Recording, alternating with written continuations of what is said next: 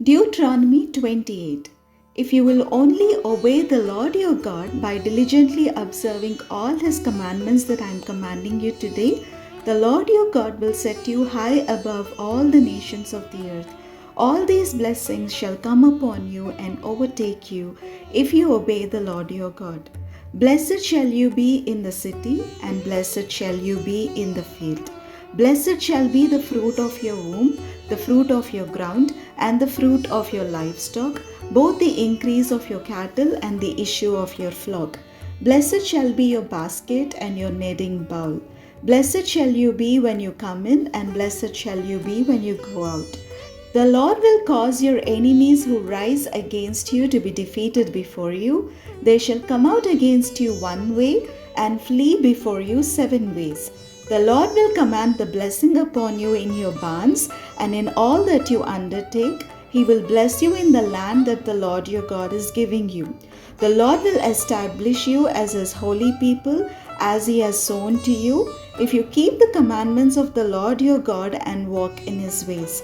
All the peoples of the earth shall see that you are called by the name of the Lord, and they shall be afraid of you. The Lord will make you abound in prosperity in the fruit of your womb, in the fruit of your livestock, and in the fruit of your ground, in the land that the Lord swore to your ancestors to give you. The Lord will open for you his rich storehouse, the heavens, to give the rain of your land in its season, and to bless all your undertakings. You will lend to many nations, but you will not borrow. The Lord will make you the head and not the tail. You shall be only at the top and not at the bottom. If you obey the commandments of the Lord your God, which I am commanding you today, by diligently observing them, and if you do not turn aside from any of the words that I am commanding you today, either to the right or to the left, following other gods to serve them. But if you will not obey the Lord your God by diligently observing all his commandments and decrees, which I am commanding you today, then all these curses shall come upon you and overtake you. Cursed shall you be in the city, and cursed shall you be in the field. Cursed shall be your basket and your kneading bowl. Cursed shall be the fruit of your womb, the fruit of your ground, the increase of your cattle, and the issue of your flock. Cursed shall you be when you come in, and cursed shall you be when you go out. The Lord will send upon you disaster, panic, and frustration in everything you attempt to do, until you are destroyed and perish quickly on account of the evil of your deeds, because you have forsaken me. The Lord will make the pestilence cling to you until it has consumed you off the land that you are entering to possess. The Lord will afflict you with consumption, fever, inflammation, with fiery heat and drought, and with blight and mildew. They shall pursue you until you perish. The sky over your head shall be bronze, and the earth under you iron.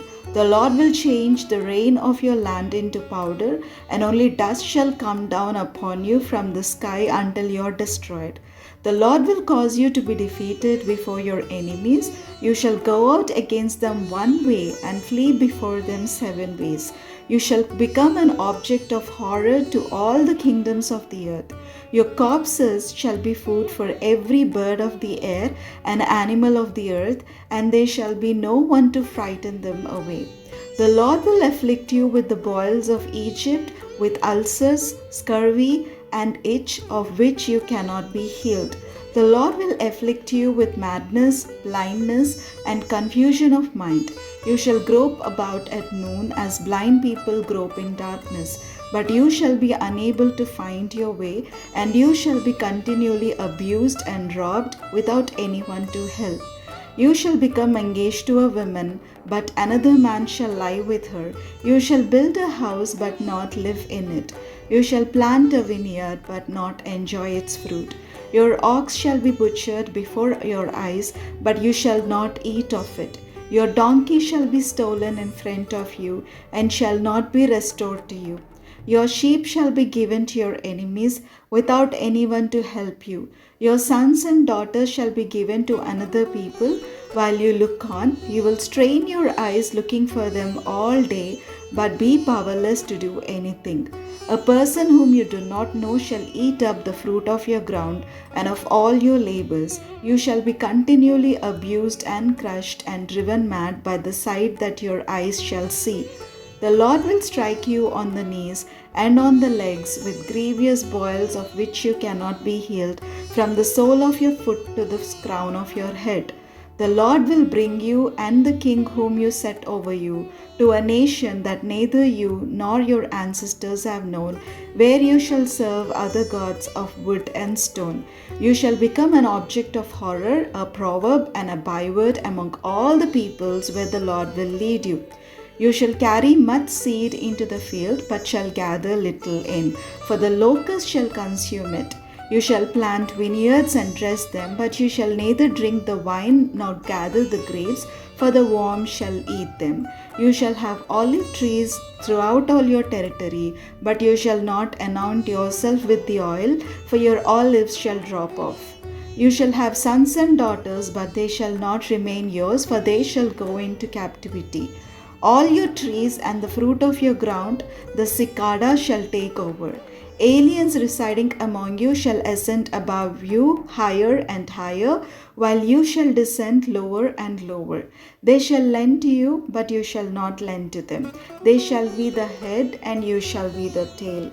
All these curses shall come upon you, pursuing and overtaking you until you are destroyed, because you did not obey the Lord your God by observing the commandments and the decrees that he commanded you. They shall be among you and your descendants as a sign and a portent forever. Because you did not serve the Lord your God joyfully and with gladness of heart for the abundance of everything, therefore you shall serve your enemies whom the Lord will send against you in hunger and thirst, in nakedness and lack of everything. He will put an iron yoke on your neck until he has destroyed you. The Lord will bring a nation from far away, from the end of the earth, to swoop down on you like an eagle. A nation whose language you do not understand, a grim-faced nation showing no respect to the old or favor to the young.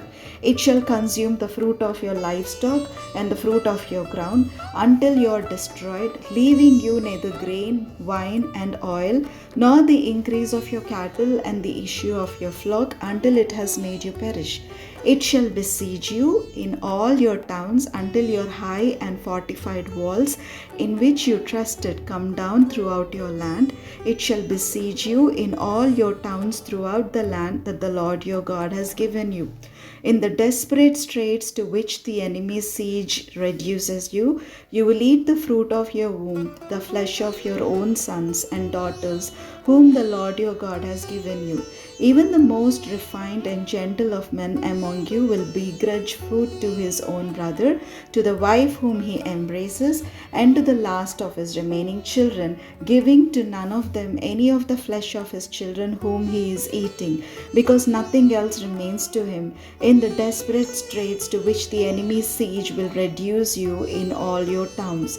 She who is the most refined and gentle among you, so gentle and refined that she does not venture to set the sole of a foot on the ground, will begrudge food to the husband whom she embraces, to her own son and to her own daughter, begrudging even the afterbirth that comes out from between her thighs and the children that she bears, because she is eating them in secret for lack of anything else, in the desperate straits to which the enemy's siege will reduce you in your towns.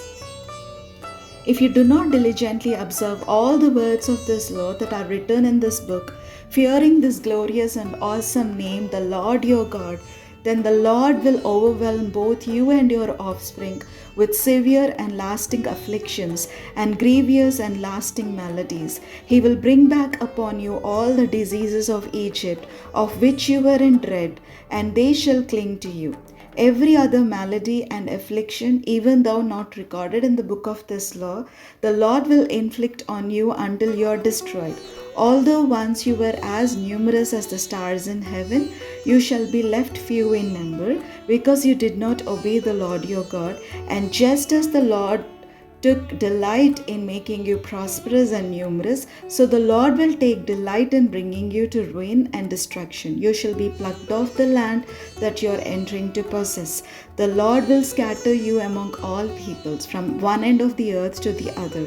And there you shall serve other gods of wood and stone, which neither you nor your ancestors have known. Among those nations you shall find no ease, no resting place for the sole of your foot.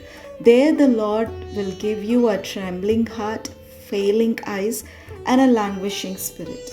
Your life shall hang in doubt before you. Night and day you shall be in dread, with no assurance of your life. In the morning you shall say, if only it were evening, and at evening you shall say, if only it were morning. Because of the dread that your heart shall feel, and the sights that your eyes shall see. The Lord will bring you back in ships to Egypt, by a route that I promised you would never see again. And there you shall offer yourselves for sale to your enemies as male and female slaves, but there will be no buyer. Deuteronomy 29. These are the words of the covenant that the Lord commanded Moses to make with the Israelites in the land of Moab, in addition to the covenant that he had made with them at Horeb.